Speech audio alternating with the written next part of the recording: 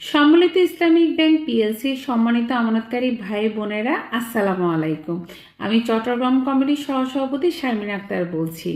আলহামদুলিল্লাহ, আমানতকারীদের স্বার্থ রক্ষার্থে চট্টগ্রাম কমিটির পক্ষ থেকে গণপ্রজাতন্ত্রী বাংলাদেশ সরকারের মাননীয় অর্থমন্ত্রী জনাব আমির খসরু মাহমুদ চৌধুরী মহোদয়ের সাথে একটি অত্যন্ত ফলপ্রসূ আলোচনা সভা অনুষ্ঠিত হয়েছে।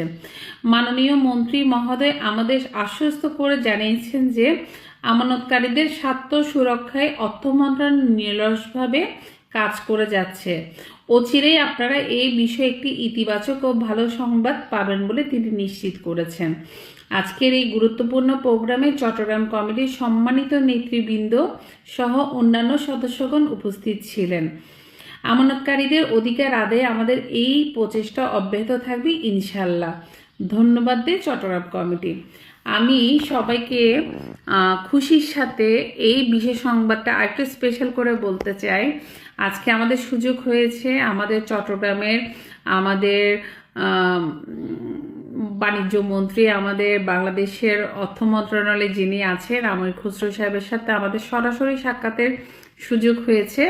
উনি আমাদেরকে বলেছে কাজ চলমান আছে, ইনশাল্লাহ আমরা পজিটিভ কিছু আশা করছি। আপনারা সরকারের উপর আস্থাশীল রাখবেন। সরকার আমাদের নির্বাচিত সরকার কখনোই আমাদেরকে নিরাশ করবেন না। আমরা চাই আপনারা যেভাবে এই আন্দোলনে আমাদেরকে সর্বোচ্চ সহযোগিতা করছেন, আর একটু বেশি দলে দলে যোগদান হয়ে আমাদের এই আন্দোলনে আপনারা সর্বোচ্চ সহযোগিতা করবেন। আমরা চাই আপনাদের সবাইকে নিয়ে আমাদের এই ন্যায্য অধিকার যেন আমরা তাড়াতাড়ি আদায় করতে পারি। আমরা খুব সফলতার সাথে সামনের দিকে এগিয়ে যাচ্ছি। ইনশাল্লাহ সামনে একটা ভালো দিন আসছে, সেই দিন পর্যন্ত আমাদের অপেক্ষা করতে হবে। সবাই ভালো থাকবেন, দোয়ায় রাখবেন। আল্লাহ হাফেজ, আসসালামু আলাইকুম।